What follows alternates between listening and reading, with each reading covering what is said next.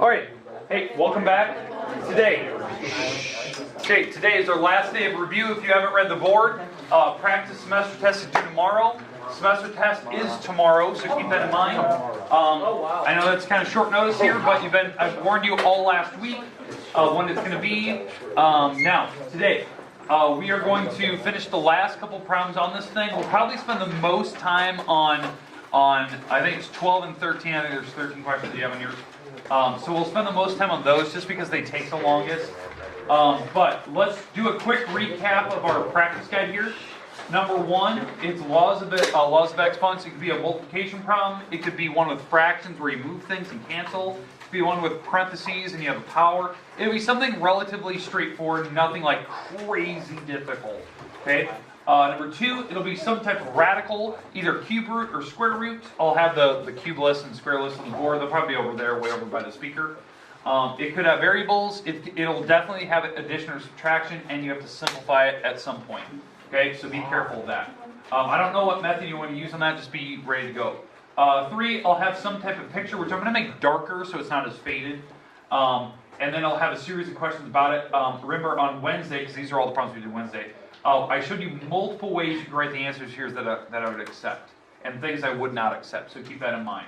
The only thing that I don't have down here for questions, like if it goes to the origin, if it has a max or min, that type of thing, but those are fair game, because those are things we talk about in class a lot. Four, expect an area or volume problem. Something like this, or an area problem where there's like boxes, like not like three-dimensional, but two-dimensional, and you have to find the area of the shaded part. Picture, again, will be very dark compared to this one, just so you can see it, see where it is. And again, on semester test day, if you can't see problem number 3 or 4's picture, I'll do this thing where I put up on the board and I'll give you time. Because again, you always get the 2 days if you need it. And I'll try to go through the review quick. I'm not going to spend a lot of time like I'm doing now. I'm just going to click through the problems in case you need to draw them. 5, you have to factor complete. Remember, it's common factors, trinomial difference of squares, cube rule, and grouping. If you do a common factor like this one, you have to make sure that the item in the parentheses is the same length as this one. So this is a trinomial, so when you take out the common factor, there should be a trinomial on the inside until you go further after that. Okay? 6, I'll give you some type of equation, and you have to do a differential quotient. You should have room from the problem I did, so you should have plenty of space. If you're running out of space, you have plenty of room from like here down. You should have room off this side. Okay? 7, it'll be something very similar where I give you some type of information. You have to write an equation in some form. The forms will be on the board. They're probably written right where that practice semester test warning is up there on the board. So be prepared. I'll have those written up there. Okay? 8, I know I didn't give you a lot of room here, but you have to give me the 4 answers for these and tell me what the domain is. Now, I know I didn't go through 2 of them on Friday, or, yeah, it would have been Friday. But just make sure that you're kind of keenly aware of how to do those. 9, I'll give you, some functions. I think they're actually the same ones because that's what the book uses, but then they ask you for a bunch of different things down here. I'll just pick one out of the book and I'll give it to you, so kind of be aware of that. 10 is division. I think we have to start with that one today. 11, you have to find the potential roots and see which ones work and see if there's any others. We'll do that one together. I won't spend a lot of time on these. I'm going to go through them pretty quick. I don't give you a lot of room on this division problem. Apologies, but this one probably takes more room. There's more stuff to show. And then 12 through 13 today is... That graph doesn't look right. I'm going to get bigger at some point. Grow. Get bigger. Grow. Something. That doesn't look right. That's pretty big on that. Yeah. Do something. That isn't right. It's supposed to be big. Do something. Alright, anyways, we'll get to those. Okay, we have to start with 10. We have to work our way to 13, correct? Sure. Alright. So, let's start with 10 and let's work our way down. I'm going to go through these pretty quick. Remember, after we're done today, finished, complete, however you want to say it. Yes. Okay, I want to make sure that if you have any questions 1 through 13, it's fair game. You can ask. If you have no questions, I'll let you study for whatever tests you have. You can mildly talk, try to keep it down to a download. We have a ton of semester tests today and tomorrow on Wednesday. I'm expecting a lot of teachers will try to push semester tests up a little bit if there's some on Friday or Thursday. just because weather is unknown what's going to happen. I think it's going to rain, but whatever. I'm expecting a lot of teachers will probably trying to prepare to move test dates up. So kind of keenly be aware of that. So you need to start studying. Okay, all right, 10. Let's jump through this. Let's go through this pretty quick. I want to get to number 13. That's one that will probably take us the most time today because it's the one on ellipses, parabolas, that type of thing. Okay, and hyperbolas. So we got to be kind of well versed in that problem. All right, long division. This part goes in the house. Fill in all the zeros. Let's do this really quick. So in the house, I have the 18x to the fourth. What is that? 9x to the third. 3x squared. 0x and 0. 0x and 0. Okay, and that's all in the house. And on the outside, the actual divisor, what we're dividing by is 3x squared plus 0x plus 1. Yes, you have to put the zeros on the outside as well. Be ready to rearrange that problem. I know that it says use long division, but if I give you an easy one, like something where this is like a binomial where it's really simple looking, I know this is a binomial, but I'm talking about like a first degree binomial, like x plus 2. You have every permission to do synthetic division if you want to do that. Okay. Some people like that. I'll allow that if the problem's easy. If it's complicated like this, where it's a trinomial, you can't do synthetic. You have to do long division. It'll probably say up here to use any method if it's going to be an easy one. I just don't remember which one I picked. It's been too long ago. So just be kind of forewarned. All right. 3x squared. We'll have to multiply by a 6x squared to make it an 18. So if I multiply by 6x squared, I'm going to put it right here. There's two ways to think of it. It has to be above the correct term that it's matched up with, and or since there's 3 items on the outside, it should be 3 items over. That's how I think. But 6x squared times this mess, this lot. You have 18x to the fourth, 0x to the third, and 6x squared times 1 is 6x squared. Okay, now, when we get to this point, you have to be able to subtract straight down. That means the signs change. And you have to go straight down. So the 18s are gone. That should happen if you're doing this correctly. You shouldn't get that wrong. Those should be gone. This should be a 9x cubed, and then a negative 3x squared, and we bring down the next term. There should always be 3 items down here because we have 3 items on the outside. That's just how you should do it. Okay? All right. Starting all the way over now. What do we have to multiply on a 3x squared to make 9x cubed?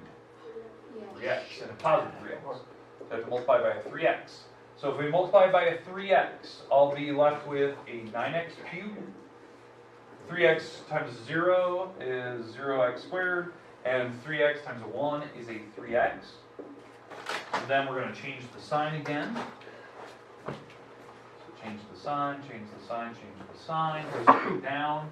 So 9 minus 9 is 0. That should cancel. This makes negative 3x squared. This makes a negative 3x. And then we have a 0. And we start all the way over again. I know I'm going through this really fast. Apologies. I want to get to those last few and give you some time to study today. All right. Any questions so far? Okay, perfect. So next, we're going to start all the way over. What do we have to multiply on a 3x squared to make a negative 3x squared? Negative 1. So we're going to multiply by a negative 1 here. So if we multiply by a negative 1, we'll get negative 3x squared. 0x, which you can just write 0x. You don't need to write negative. 0 is a 0. And then negative 1 times negative 1 is negative 1. All right, now we have to change the signs. So change the signs. We go straight down. That makes 0. This makes negative 3x, and it makes a plus 1. And the last step is to write down the final answer. We do have a remainder, and so you need to put that on the top of a fraction. So what we're left with is 6x squared plus 3x minus 1. And what we're left with as a remainder is a negative 3x plus 1. And we have it over the divisor, what we divided by. And if you want to put the 0x down there, that's fine. But that should be a fraction. Notice, I always add the remainder. I don't care if the remainder is negative, I'll add the negative number. Don't always think that it's going to be minus. So you're adding the remainder. Questions, comments, concerns? Sorry, I blitzed through that. Sorry, you probably are pretty good at doing long division. It's just little things catch you, like forgetting negative signs and whatnot. That's the thing that'll probably hurt people the most on this test. Forgetting where negatives go. Forgetting to carry or subtract straight down, that type of thing. Or forgetting zeros, that really hurts some people when I check test. Good though? Yes. Moving on. Let's go to 11. Can I erase it though? Yes. I heard no? Yes. Okay, good. Alright.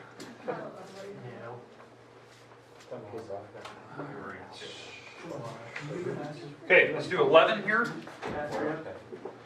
Alright, 11. We have to find the potential roots. I will use a calculator to help me out with this one. You will want to use a scientific calculator to help you out with finding the potential roots. I'll show you what I'm talking about there, what I mean.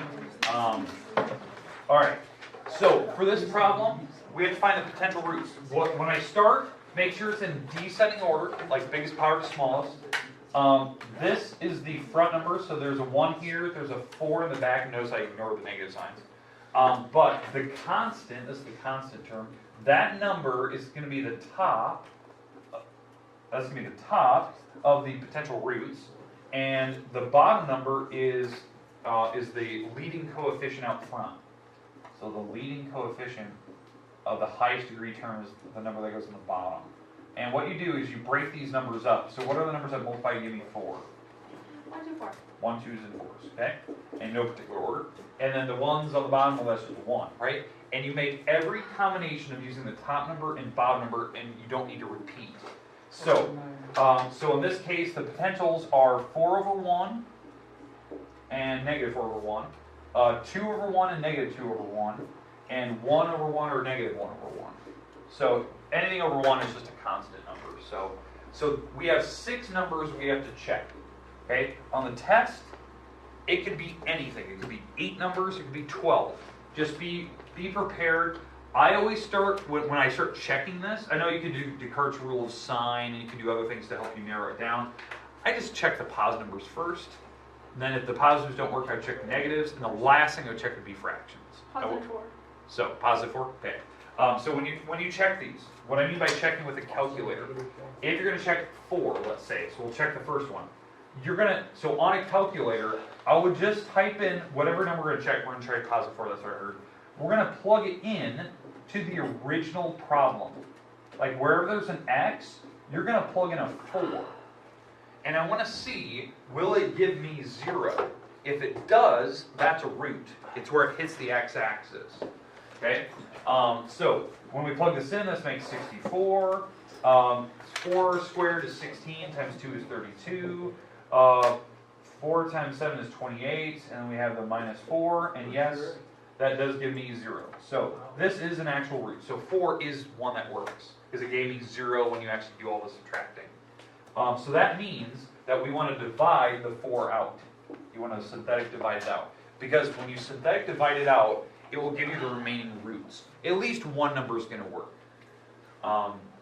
So when you divide this out, across the top, I'm going to put the leading coefficients in order. -2, -7, and 4. And if there's any zeros, you need to fill those in for the original polynomial. And we're checking 4 because we knew it gave me 0 on a calculator, but now we have to divide it out. And now, if you're checking on a calculator, you don't need to show me that work. You're finding numbers that work on a calculator, so it should be pretty straightforward.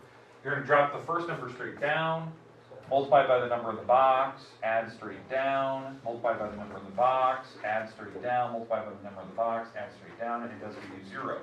That should have happened. We already knew it was going to be 0. Because when you plug it into the problem, this number will be the remainder. That's why I know it's going to give me 0. So what we're doing here, this turns out to be a 1 plus 2x plus 1x squared. And no, you don't need the 1 there. So this, what you're looking at here, is the remaining roots. The one root that works, so one of the roots that we know work as of this moment was positive 4. We already got that. That was one of the numbers that worked on that problem. But finding the others is using this one. Whatever is called the reduced polynomial. So when you have this, the reduced one, you can factor it apart. You can do quadratic formula, and I'll have that on the board. This is factored, so they should be easy enough.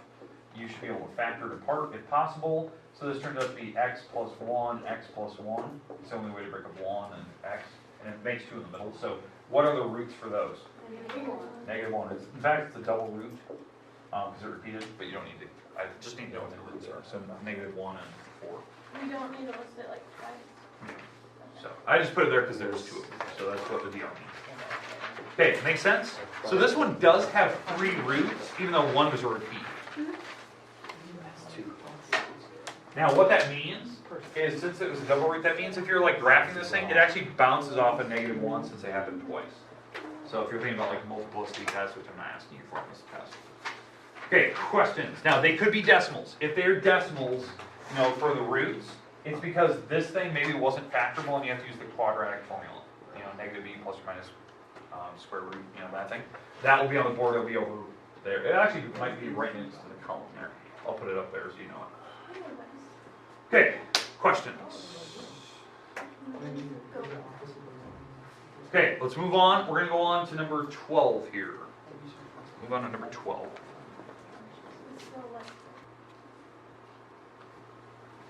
let's start with number 12. Okay, so in this one we have to graph the rational function. Is that correct? Is that your number 12? No. Ours is really weird. Convert each equation to standard form by completing the square of x and y. I thought it was a. We should take the ellipse question out. No. I thought that was kind of weird. That I was like, this didn't look right when I was flipping through that really quick.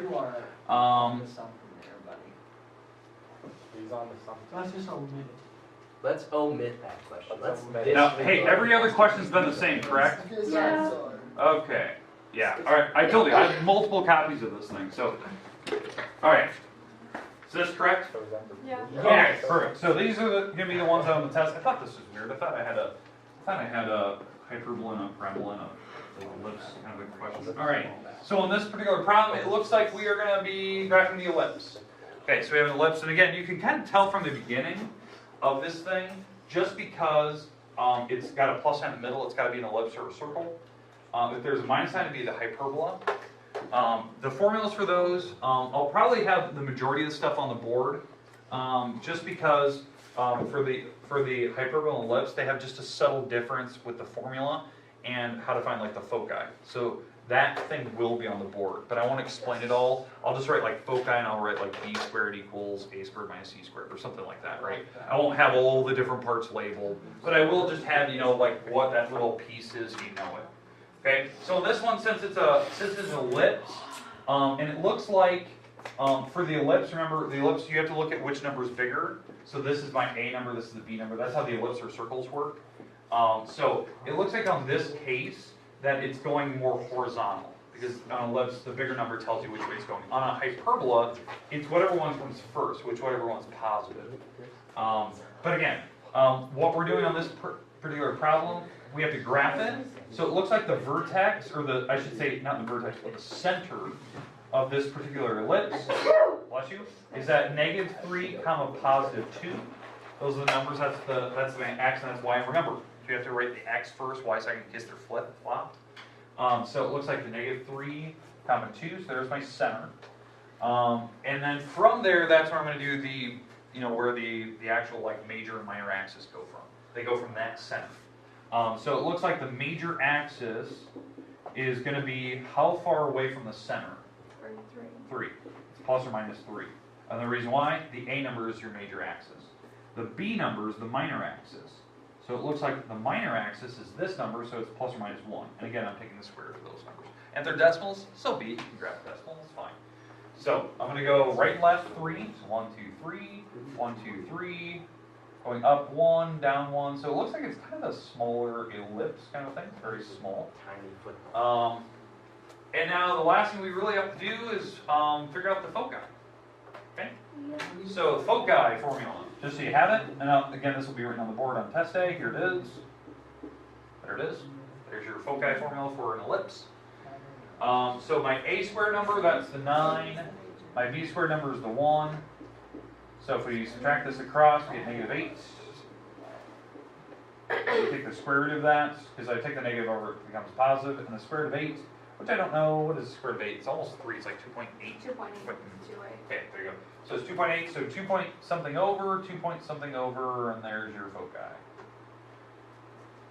And there, again, the foci always go along the major axis.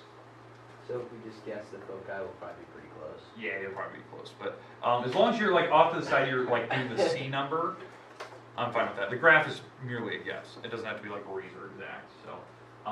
But again, I do want to see that you're actually using this to figure out like where did you go from there, you know.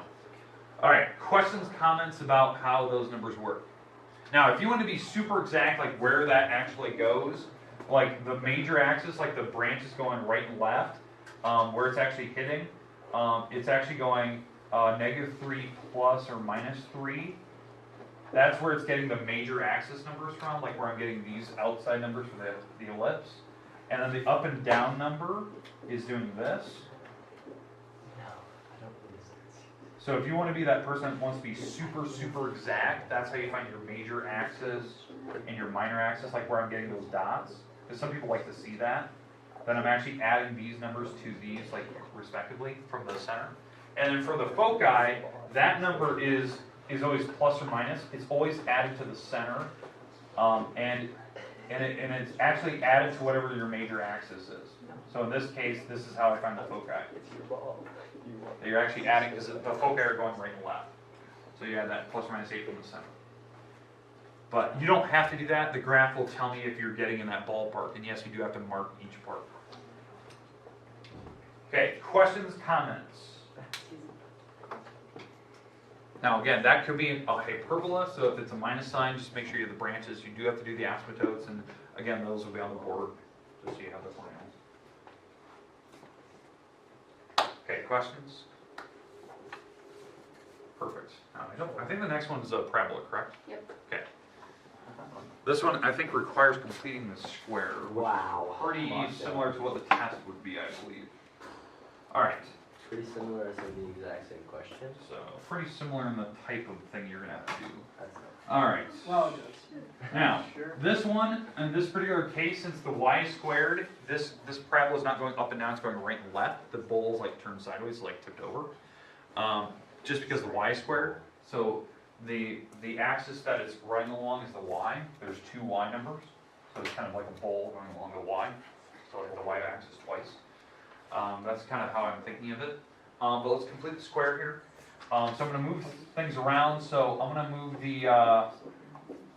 move the y squared to the other side, and I'm going to move that 2y over with it, and that becomes a positive 2y. Okay, this is the start. I'm going to complete the square for my parabola here. Again, the reason why I know it's a parabola, it only has one square. It's not a hyperbola. Okay, questions on how I started? Okay, we do have to complete the square on this side, so I do have to factor out the -1. It's unfortunate. So I'm going to take out the -1s, that makes that 2y back to negative again, so that's nice. That's nice. Alright, and so we take half the middle. Half the middle is 1, we square it, which is 1 still. And it's positive because when you take half the middle and you square it, it becomes positive. We take that times the outside, which is -1, and that's what we put on the other side. Because again, it's always half the middle squared, that number goes here, you take it times the outside if there's any number sitting there, and then you put it on the other side. So this turns out to be a 12x minus 36 equals -1 y squared minus 2y plus 1. I'm going to factor this side apart to get to almost my final answer. So that's going to be y minus 1, y minus 1. Divide this side, well, I'll get to it here in a second. I'm going to divide both sides by 12 because I need to get the x by itself so I can figure out where the center of this, or the vertex is going to be. So when I divide both sides by 12, dividing this whole side by 12, I'm left with x minus 3. And dividing that side by 12, I'm left with 1 over 12. So it looks like the vertex on this particular parabola, because it is turned sideways, since it has the y squared, so it's going to have the y-axis potentially twice. It looks like the vertex for this particular parabola is going through 3, 1. That's the number with the x, that's the number with the y, so 3 over 1 up. So there's the vertex. It's turned sideways. And I'm expecting it to be, it's negative, so it's actually coming back in this direction. So it's negative, it's facing the opposite direction. Now the last thing I have to do is figure out the foci and directrix. So, or the focus, I should say, not foci, but focus. So to figure out the focus, that's where you have to use the 1/4c number. So to figure out the foci, or focus, I should say, I keep saying plural. You have to use the 1/4c. That's the fraction that's out front of your parenthesis. So in our case, that's the 1/12. Okay, I don't care about the negative sign. The negative sign just tells me which direction it's going. But what does my c number have to be? 3. It has to be 3. That's the only way that when I multiply it on 4, it would make 12. So the c number, and again, if you don't know how to solve that, you could cross multiply and divide and set it equal to 4c, like 1 times 12 divided by 1 and set equal to 4c and just solve that. Or just common sense, just 4 is 3. But your 3 number, this is your foci, that's how far in the bowl you need to go. So this is the focus, or the focus. Okay, and then 3 this direction is the directrix. Because you do need to find the directrix and focus.